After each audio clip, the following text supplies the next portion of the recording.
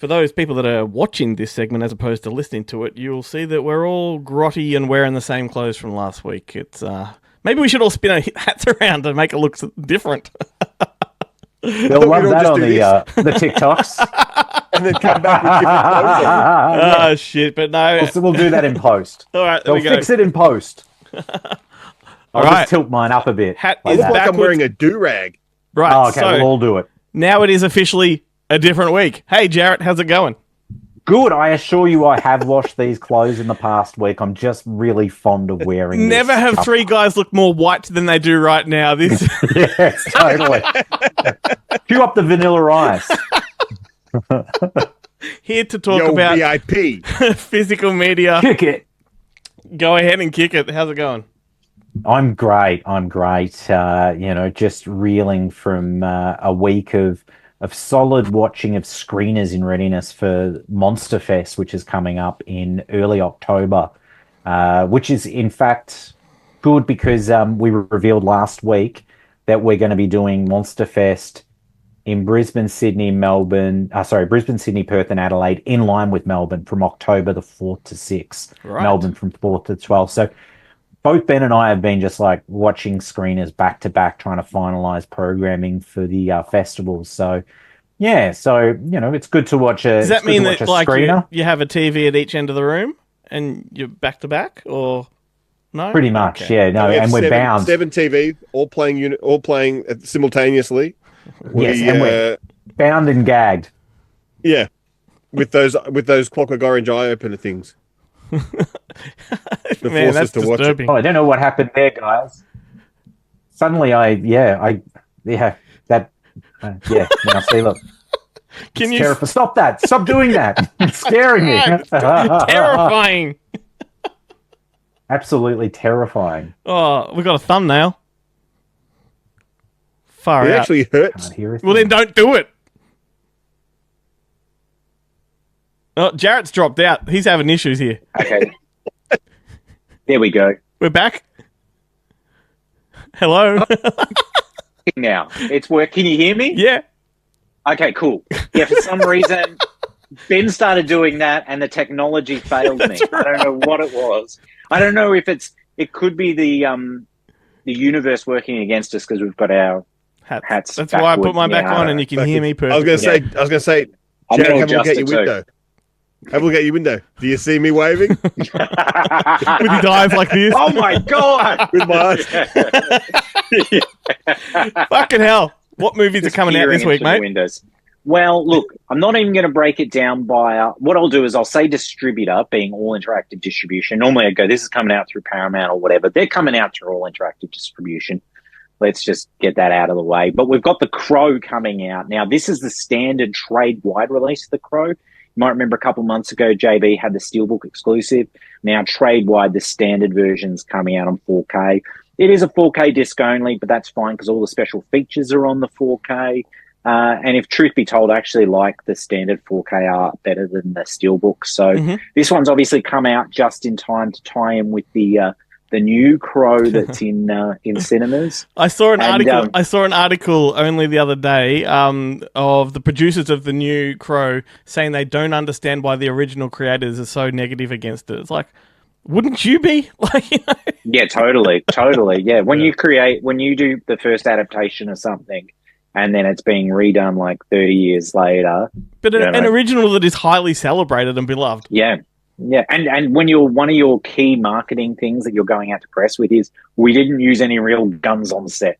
You're like, well, great, because they made many Crow films after yours, and I'm sure they didn't either, but it's good that you've chosen that as your selling point to distinguish it from Alex Proyas' The Crow.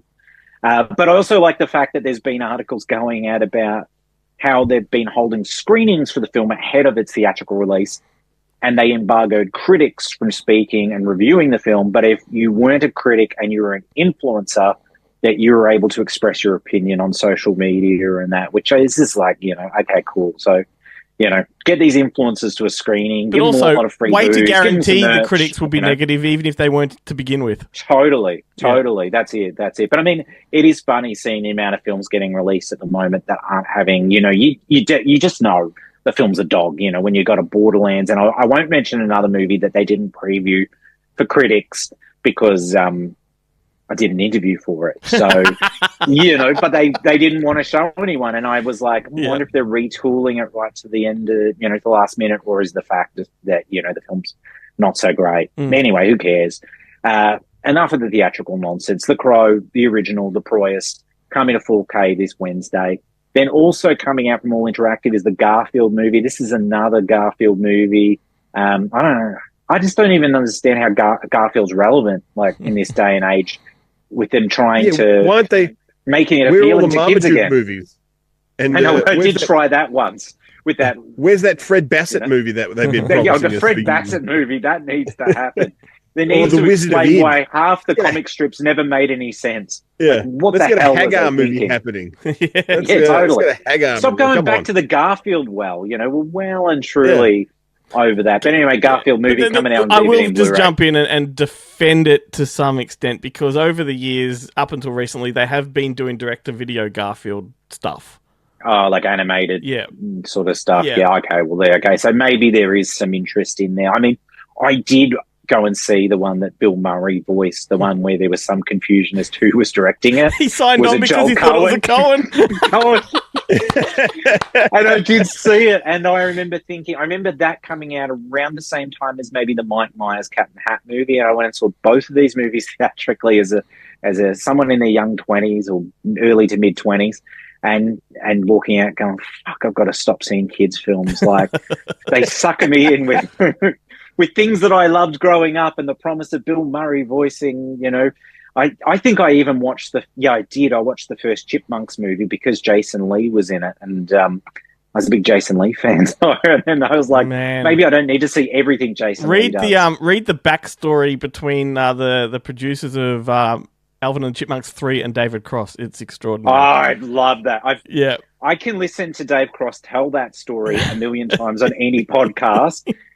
Was it Chipwrecked? Yeah, that's right. I think it's Shipwrecked, yeah, which, funnily enough, was just on TV the other night, and the curiosity almost got the better of me to see how he appeared in the film, if you could tell the disdain that he had. Yeah. But yeah, fantastic. Yeah, I love that. It's a great anecdote, so yes, definitely listen to it. But that Garfield movie is coming out. Then the last one that's coming out from More Interactive Distribution is probably, and I don't use the word lightly, hate or anything. Actually, I don't even want to say the word hate. I'll just say strong dislike.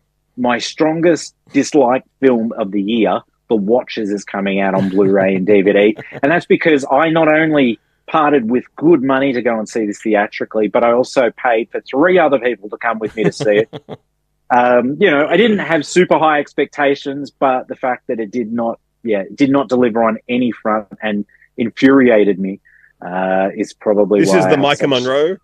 Is it Micah Monroe movie? No, Dakota Fanning. Oh. This is Dakota Fanning's comeback movie. Yeah.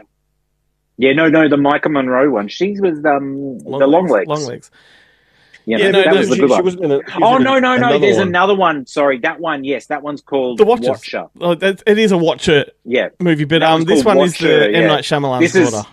daughter's film. Yes, The Watchers. Yeah. It's very confusing because there was a TV series also called The Watchers or Watchers that was on Netflix, which was quite good as well. And the Keanu Reeves But movie. anyway, and that one, The And Watcher there's- with yeah. Marissa Tomei and Keanu Reeves, which I have on And there's DVD. that Not a great film. there's that franchise. but infinitely better.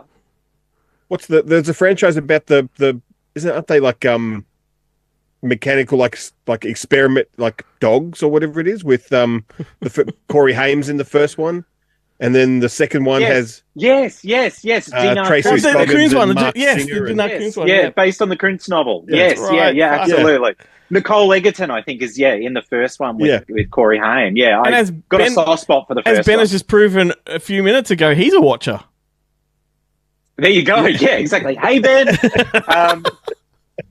Look, I think apart from the Netflix series and That's the maybe face the I make Micah when I'm Monroe watching you, movie, it's probably best to steer clear of the word watches because it's never really proven to have box office success. But yeah, anyway, that one's coming out. So if you must, check it out, but I recommend streaming it at best. Umbrella Entertainment releasing. Oh, look, I remember saying earlier about how Jackpot, I think last week I was saying Jackpot was one of my favorite films of the year thus far. This is also one of my favorite films. The Late Night with the Devil is coming out from the Cairns brothers, coming out through Umbrella Entertainment on the director's preferred format of Blu-ray. Mm-hmm. So don't import the 4K UHD from the United States, because it's not how the Cairns brothers would want you to see the film. They want to see the movie in 1080p. But it is coming out in a really nice edition for Umbrella. There's a bunch of special feature content on there. Unfortunately, that super deluxe, awesome Night Owls edition is completely sold out.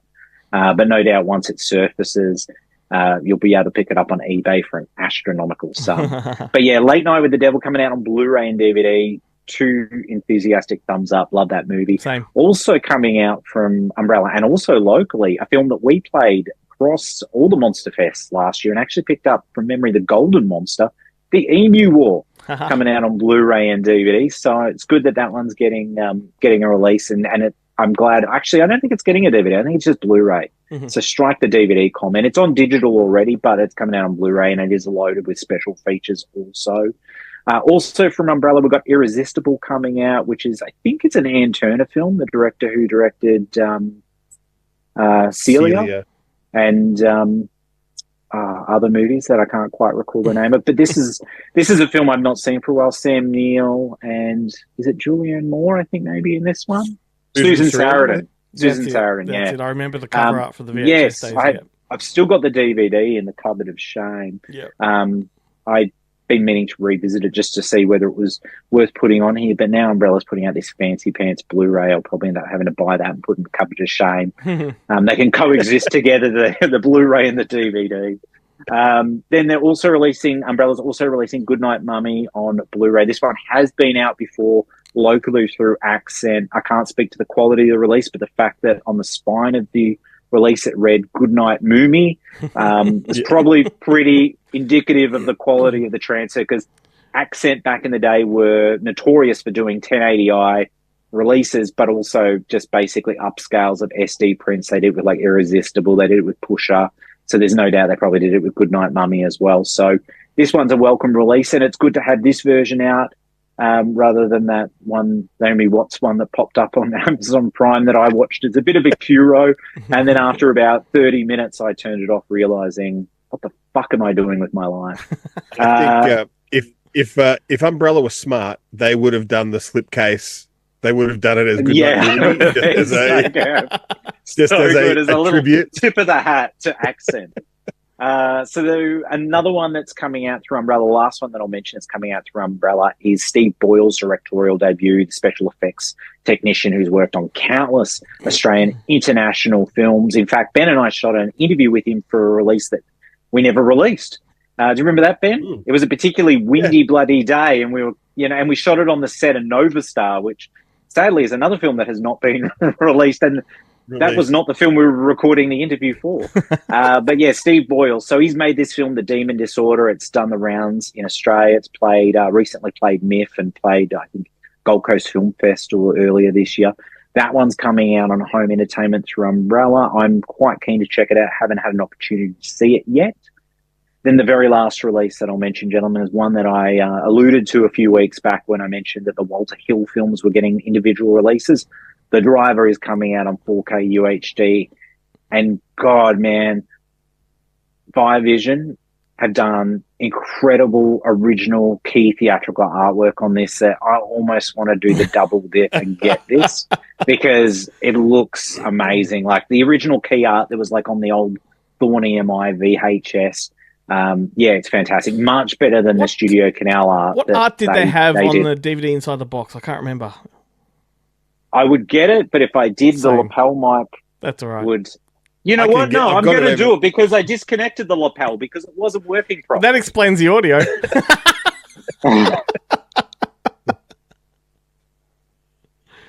Oh, shit. Yeah. I can't tell. It's still sealed. Hang on. Hang on. We've all got it. We've all got one. Okay. It's all sealed. And I was like, by the time I crack that open, mine's tricky to get to. Ben to the rescue. Yeah. I kind of I just upset Mario Bava and Alfred Hitchcock into processing getting Walter Hill out. You were about Lucky to do they're both dead. You almost did a live unboxing. All right. There we go. Oh, yeah. But the back hasn't got anything, right? Yeah. Yeah. Yeah. Of course, yes. And But anyway, that one's coming out individual 4K release. It actually does have inside art Hidden behind the black, on a black the black 4K where it's completely the mystery. The and mystery it's not even reversible. You can't have that on the outside. No. no. The Strange. mystery of it all. Strange. And then look, I got a focus feature this week, and That's the look, other disc. Yeah. oh, there it is. Yes, that's the art that's on the the new Right. release. Yes, That's that awesome. original key theatrical art. This film, right? I feel like next week I'm going to talk about some fucking critically lauded film that's forgotten about, because I feel like the last few films that I brought up as a focus are films that have really never got their critical dues because they probably weren't worth getting said dues.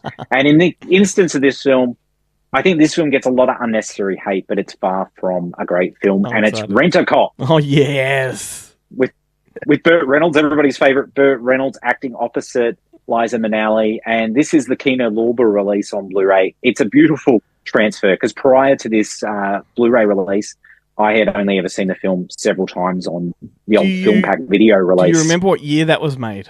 Is that before or Was it- after Arthur? Arthur? Oh, way after. Yep. This is like 88 Okay. or so, whereas Arthur's like 81, I think, Yep, from memory. yep.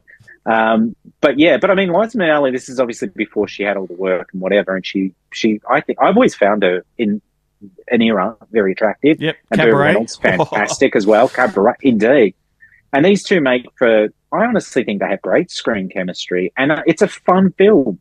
Like, there's argument that the tone's a bit all over the shop because it can be quite violent, but I think it's great. I think the comedy, the action, I think everything about it works. That, And it's just fun. It's a popcorn film. that art that they've used there implies there's a sinister undertone, big time.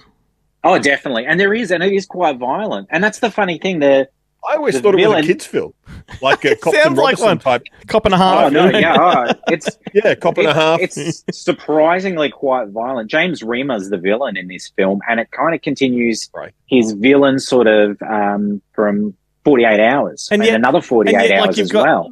That is like a perfect. Even when he's the hero, he's the villain. It's a perfect He splice. totally is. That cover up the perfect splice of like exploitation and rom-com.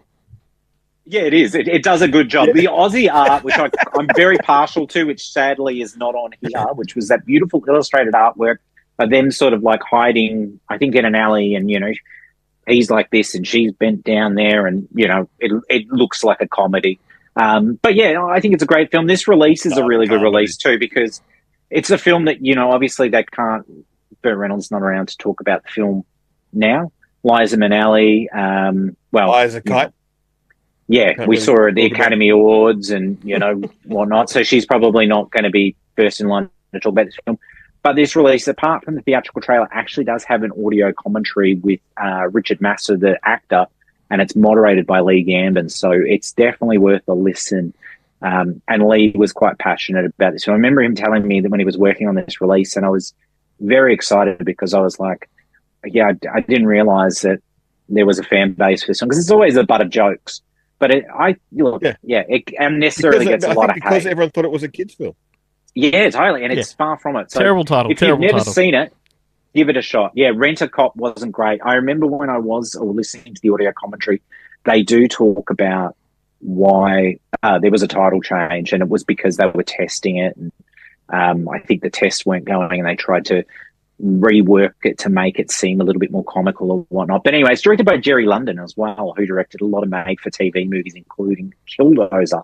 But yeah, Rent-A-Cop, a lot of fun. Like, basically, you know, Burt Reynolds, the premise is Burt Reynolds is protecting Liza Minnelli from James Remar, this killer, because this killer's, you know, got to take out the last witness, you know, because, look, I don't want to go into it. It's just a lot of fun. Yeah. Just see it, goddammit. See Rent-A-Cop. Buy the Blu-ray. It's cheap enough. 3 Prior to you Janae, though. It is talking locked. about it, prior to you talking about it, if you were to say, let's go watch a Rent-A-Cop movie, I'd be putting forward Cuffs as the Rent-A-Cop movie. I just rewatched Cuffs a few weeks ago as well. funnily enough. Go figure. Great release. That bad guy's shirts hold up. They hold up. They were terrible then. They're terrible now. It's great. Yeah. Cuffs is a great film because you can tell that's a film too that suffered from, some sort of interference. It doesn't work completely. I love it.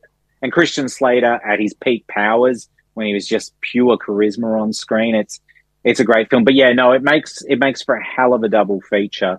Cuffs and Rent-A-Cop. But anyway, I do want to mention again, I did go and see Cop and a Half theatrically as well. And that is another film that I think I came out of going, I've got to stop seeing these fucking family children films just because I love one of the, legacy actors like Bev Reynolds. Although I do remember when the small child is being dunked in the toilet by bullies, they have this great line, and it was something along the lines of, hey, how about you dunk for turds? Or something like that. Anyway, that line stayed with me. So if there was one takeaway from the film, it was that perfect line. Yeah, I just remembered around the same time when I saw Life with Mikey or whatever they called it here in Australia. Yeah. Again, I think I went and saw it just because it had Cyndi Lauper and Michael J. Fox. And again, I walked out going, what the fuck am I doing? Let's not talk about Top Dog. Remember that one? Chuck Norris? Yeah, Chuck Norris, I know. Saw that in Sidekicks, but Sidekicks arguably a little bit more aimed at a slightly higher age bracket. But look, Chuck Norris and a dog, though, that's forgivable.